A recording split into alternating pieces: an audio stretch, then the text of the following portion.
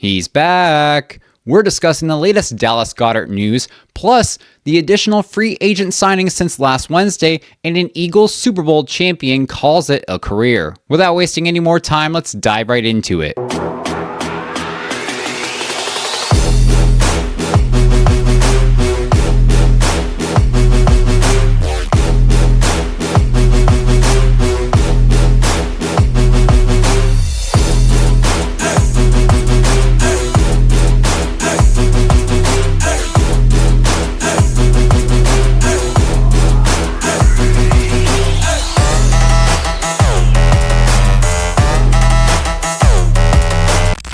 What's up, y'all, and welcome to 2nd and 15, a Philadelphia Eagles fan podcast powered by Olde City Sports Network, the best network for all your Philadelphia sports needs. This is your host, Michael Roscoe. More acquisitions have been made for the Eagles, including one trade, but before we get into talking about those, let's discuss the latest Eagles news. Starting off, running back A.J. Dillon, after spending a year in Philly, signs a one-year deal with the Carolina Panthers. Now, I'm not really too upset at this. He wasn't much of a contributing factor as the season went on, especially after signing Tank Bigsby, who would end up cementing himself in that running back 2 role, and the Birds continue to value Will Shipley, so Dillon's role on this team definitely saw a significant decrease. I think the running backs that we have right now in Saquon Barkley, Tank Bigsby, and Will Shipley are more than capable of creating a solid running back room, and then with the signing of Carson Steele earlier in the year, who could likely play as a fullback, our running back fullback room is pretty much filled. Next bit of news.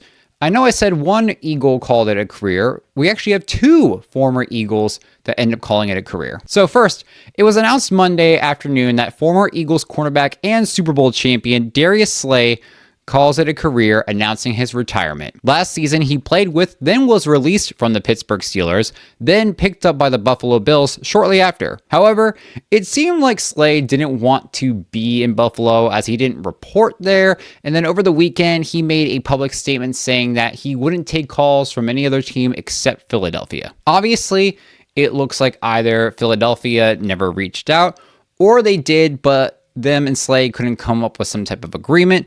So instead of playing for some other team, Slay is hanging up the cleats. Darius Slay played for the Eagles from the 2020 to 2024 seasons, where with the team he achieved 272 total tackles, 1 forced fumble, 3 fumble recoveries for 154 yards, 9 interceptions for 204 yards, 2 defensive touchdowns, 2 Super Bowl appearances, and 1 Super Bowl ring. And I just love that he and his wife, Jennifer Slay, have so much love for the city of Philadelphia, and for him to go out like this, seeking a chance to be with Philly one last time, it means a lot to fans. Congrats, big play Slay, on a hell of a career.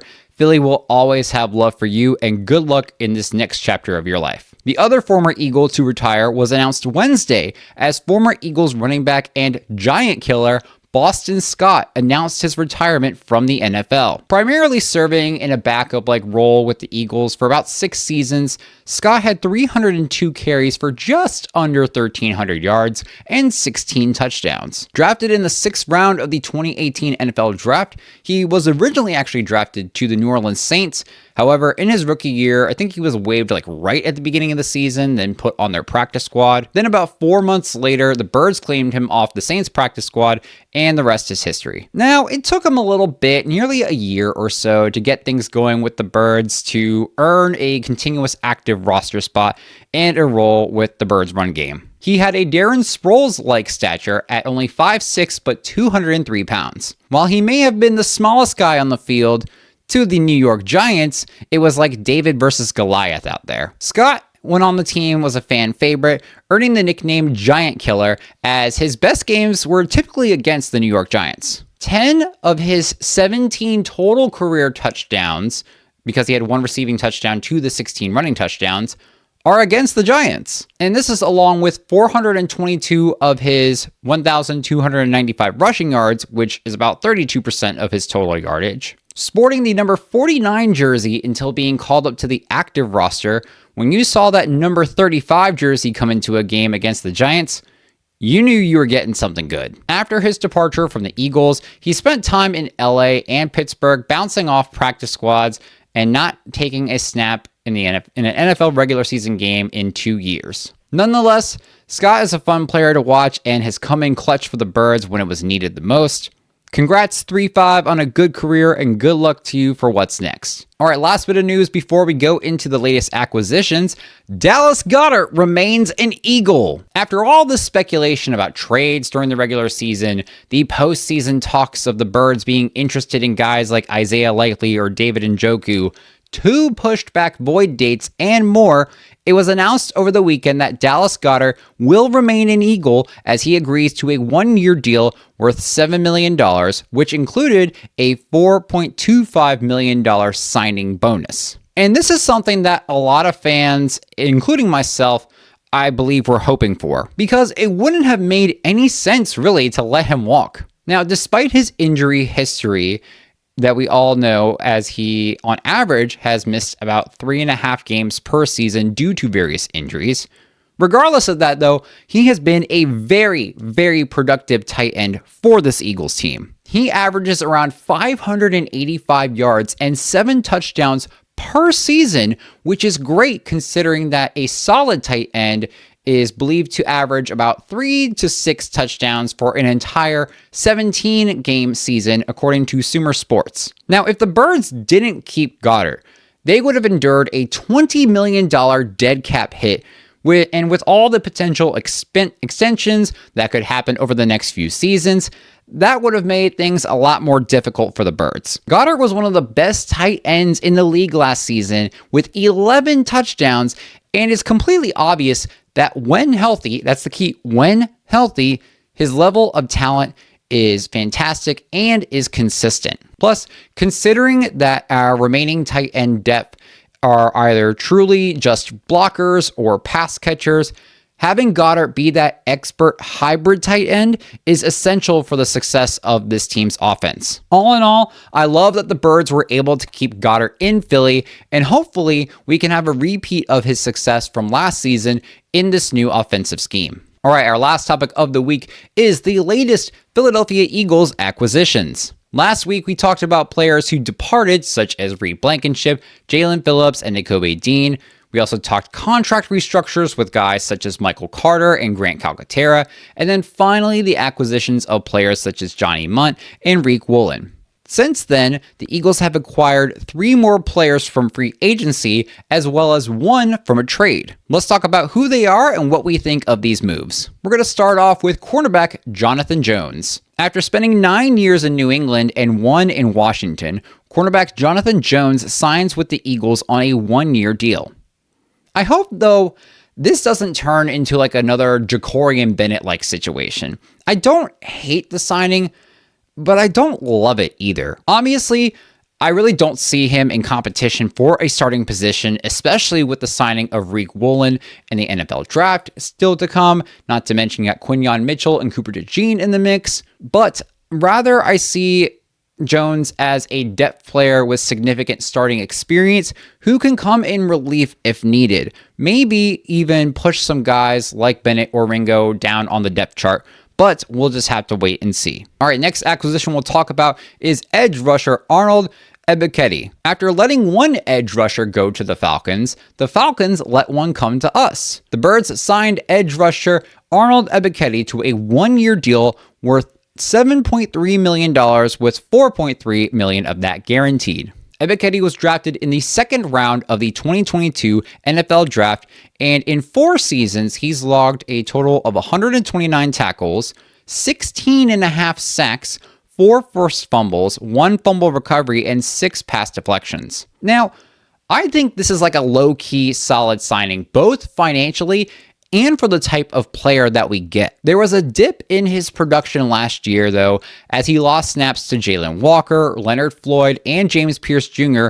Mind you, all 3 of them have been first-round draft picks in their respective draft years. But even so, he still produced 2 sacks, 1 pass deflection, and 36 tackles in a talent-heavy pass rushing lineup. The season prior, he had 6 sacks, a fumble recovery, and 2 pass deflections, along with 38 total tackles. Now, looking at his highlights, I like what I see. He's able to line up on either side, whether that be the right or the left. He's explosive. He can shed the tackle very quickly and efficiently. He can drop back into coverage, but has that speed to get back into the line of scrimmage when needed, such as if the quarterback throws a shallow quick screen, and then be able to stop that before the offense gets any positive yardage. Plus, Ebiketie always manages to find the backfield. Like every single time, it's like the ball snapped, Ebiketie beats the offensive tackle and is in the backfield all in less than 2 seconds. I think his play style complements that of some of the edge rushers that we have, like Nolan Smith and Jalix Hunt,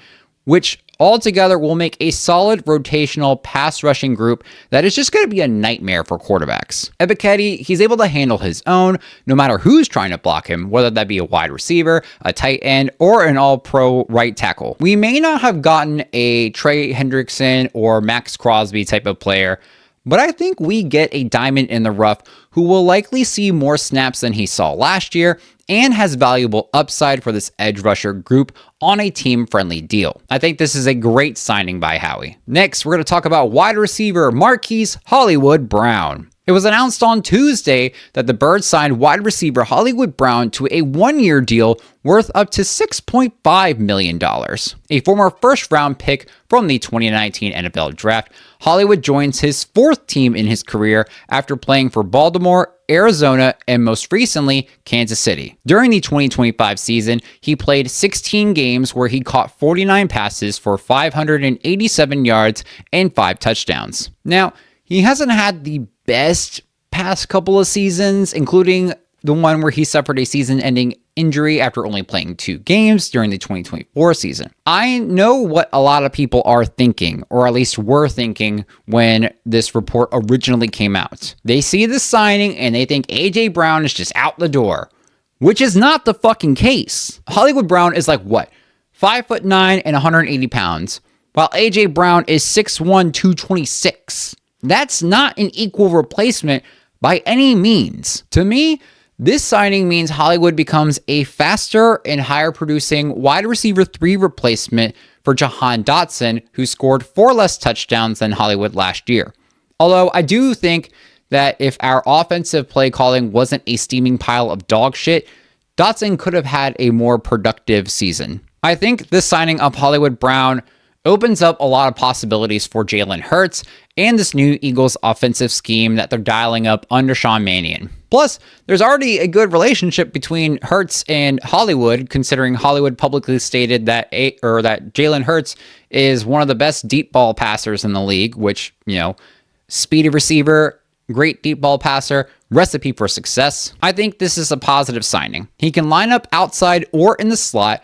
He's got that Jalen Reed-like explosiveness that has torched us in the past, and Hollywood can be used in screens more than Devontae Smith needs to be, which gives Smith more elusive options, not only for him, but for all of our skills players in general. And it's a cheap prove-it deal for under $7 million. And especially now that we seem to have a competent play caller, although we will need to see that in the season for actual proof. This signing makes the Eagles offense even more dangerous. You have Jalen Hurts, Saquon Barkley, Dallas Goedert, AJ Brown, Devontae Smith, and now Hollywood Brown with an offensive coordinator that Hurts called, quote, amazing, and one that had all-pro right tackle Lane Johnson all fired up. This Eagles team are going to be a team not to fuck with this season. All right, and lastly, we're going to talk about the latest acquisition. This one was through a trade, and that is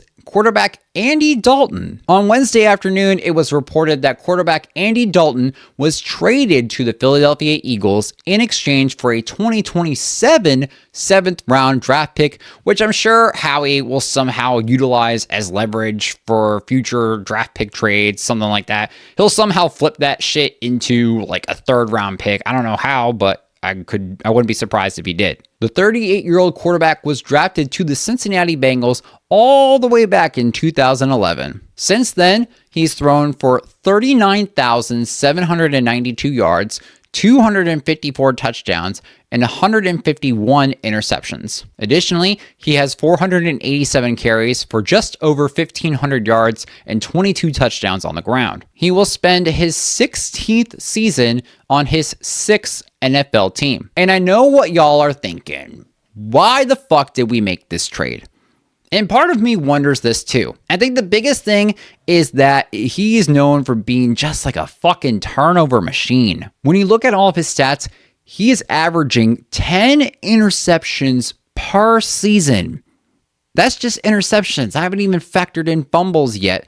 That's not a good look. But fear not, because there is no way that the Birds are looking at this trade for Andy Dalton as a quarterback 2 replacement, because he's definitely not on that level of Jalen Hurts and Tanner McKee are. He's got a base salary of just under $4 million, it's like $3.5 million, which is already low for a quarterback, and it will probably be restructured somehow by the Birds.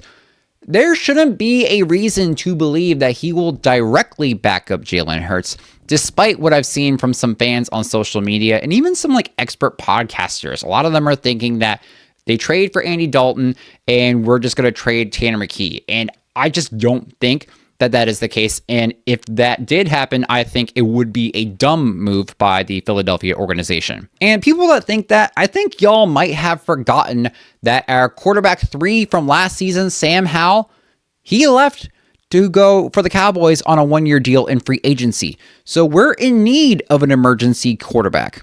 Getting a veteran quarterback allows us to not have to use a draft pick on a quarterback to develop, although historically the Eagles have been doing that over the past few seasons. I don't think that worked out with Kyle McCord last season. So this gives them a chance to not have to use that draft pick on a quarterback, which makes that pick available to build depth at spots that are severely lacking, such as safety or edge rusher or safety. Anyway, is this the most glamorous signing in the world? Nah. Does this mean that we're going to trade Tanner McKee? Extremely unlikely, if not a definite hell no. Do I think that this is a security signing for the worst case scenario? Yeah, I think so. Teams saw what happened to the 49ers in the 2022 season, where they lost damn near all of their quarterbacks. They lost fucking 4 of them.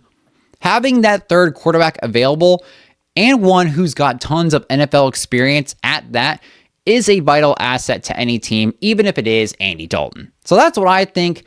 I don't think he's replacing Tanner McKee.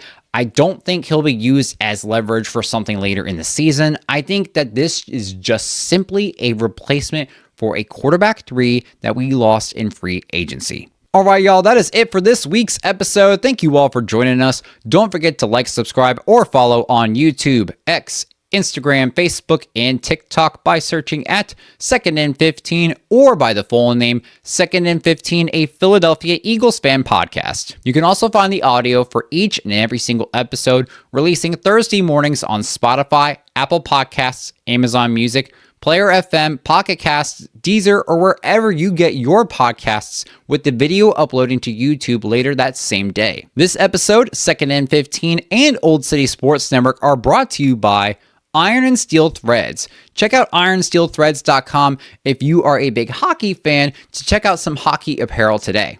Use the promo code OLDCITY10 for 10% off the entire website, and a portion of the proceeds from sales of their merch goes to youth hockey organizations. Once again, thanks y'all for joining in. This is 2nd and 15, a Philadelphia Eagles fan podcast powered by Olde City Sports Network. We will see you all next week. Don't forget to stay fly like an eagle. And as always, go Birds!